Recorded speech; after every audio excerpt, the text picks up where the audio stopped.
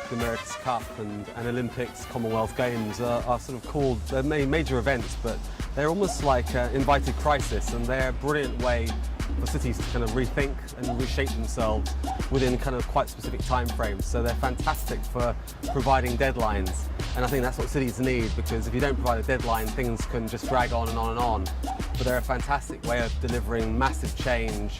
Projects that would take maybe 20, 30 years, you can get them done within 4 or 5 years. In terms of major projects that are on the cards for the America's Cup, there's a whole very wide programme.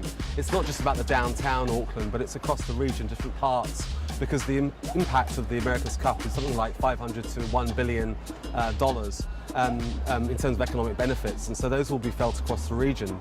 But the predominant major city-shaping changes will be happening right down here on the waterfront where we're standing, down in the central wharf areas, Queen's Wharf, the new harbour sort of arrangements up at Hobson's Wharf, new America's Cup bases and the America's Cup Village. Those are the sort of very much the sailing focused areas. And then in the downtown at the bottom of Queen Street, you've got this complete transformation of where the city meets the sea, where that city water edge has currently had a 6-lane highway on it for the last 20, 30 years. We're going to be creating a place for people where people can come outside, stand in the sunshine, under trees, sit down, places to pause, to think, to celebrate the city. In terms of how all the projects we're developing from America's Cup and beyond are going to enhance Auckland's reputation, I mean, cities are competing globally. They're competing for goods, for services, for people, for visitors, for tourism. You know, our competition isn't Wellington, Tauranga or Hamilton. Our competition is Toronto, Vancouver, Melbourne, Sydney, London, Berlin, Stuttgart. I mean, smart people can live anywhere they want. So in terms of the reputation issue, if we're not doing a major event, we're not relevant, we're not visible.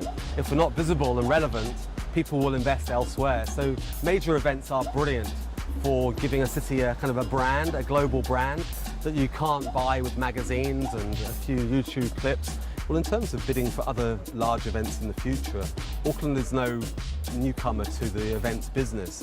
We're one of the world's greatest event cities now in global terms. A city for sporting events, for cultural events and so forth. Aucklanders love to kind of get out into the city. And so in terms of bidding for future events, there's a whole long list of things that Auckland could bid for. You know, I don't think we'd ever be ready for an Olympics, and nor should we. The change would be too large and the investment too great. But definitely a Commonwealth Games into the future. Cities compete by being different, not by being the same.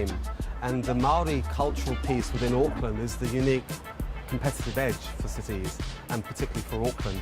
So therefore, if we can expose that, if we can reveal that story, it gives us that competitive advantage. So we're working with Mana Whenua very deeply and very crucially in all the design of the new public squares and spaces. And Mana Whenua have told us that success will mean they will feel like they're at home in their city. Exactly how that looks and manifests itself will be up to them to decide.